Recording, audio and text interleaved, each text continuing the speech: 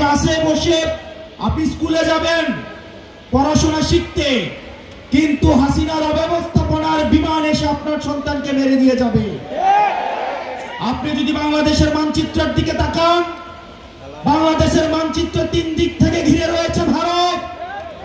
রক্তচক্ষু দিয়ে ভারত বাংলাদেশের দিকে তাকিয়ে রয়েছে।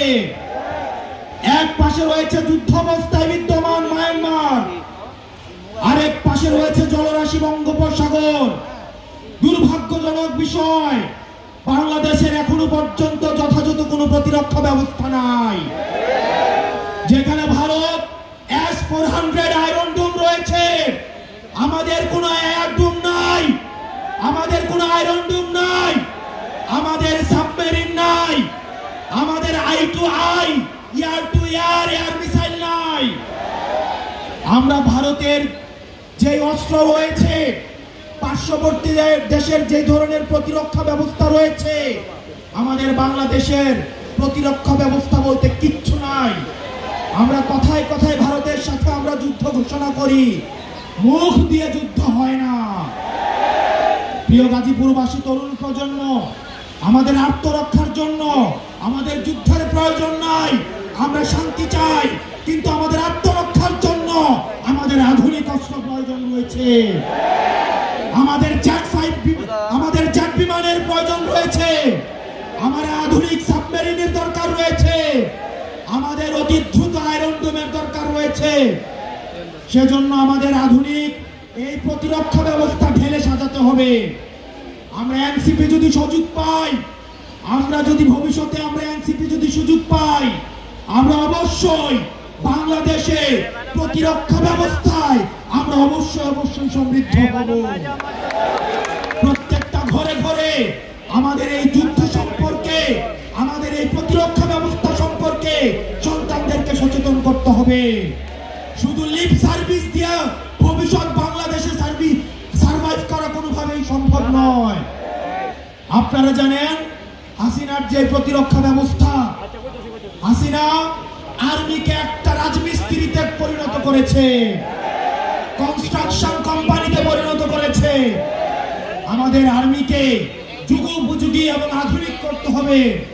সেটির জন্য আমাদের সেনাবাহিনীর যথাযথ এবং বিশ্বমানের প্রশিক্ষণের মধ্য দিয়ে, বিশ্বমানের অস্ত্র দিয়ে, বিশ্বমানের প্রযুক্তি দিয়ে আমাকে এই সেনাবাহিনীকে ভবিষ্যতের বাংলাদেশের প্রতিরক্ষার জন্য প্রস্তুত করতে হবে। প্রিয় গাজীপুরবাসী, আমরা এখানে অনেক পুলিশ রয়েছে, আমাদের পুলিশে কর্মরত আমাদের অনেক ভাই রয়েছে, কিন্তু পুলিশের নিচের শ্রেণীর যদি দিকে তাকান, পুলিশে বিভাজন রয়েছে।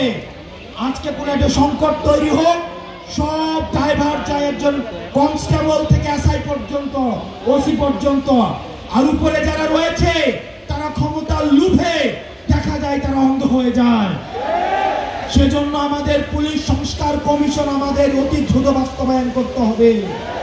না হয় দেখা যাবে আমাদের পুলিশের যারা কনস্টেবল রয়েছে, এসআই রয়েছে, তাদেরকে আবার কোন না কোন সময় রাজনৈতিক লাঠিয়াল হিসাবে তাদেরকে ব্যবহার করা হবে।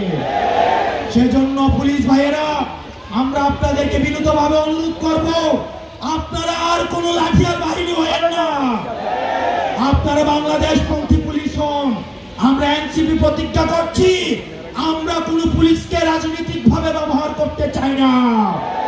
পুলিশ বিএনপির হওয়ার দরকার নাই, এনসিপির হওয়ার দরকার নাই। পুলিশ হবে জনতার, পুলিশ হবে বাংলাদেশের। এবং সেটির জন্য পুলিশ ভাইয়েরা যারা রয়েছেন, আমরা জানি আপনাদেরকে ব্যবহার করা হয়।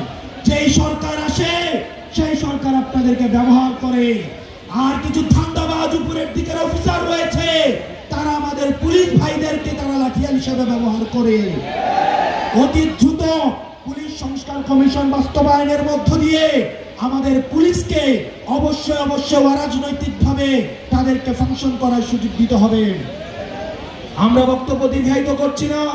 আমাদের আহ্বায়ক জনাব নাহিদ ইসলাম পরবর্তী বাংলাদেশ বিনির্মাণে আপনাদের করণীয় নিয়ে বলবেন। জনাব নাহিদ ইসলাম।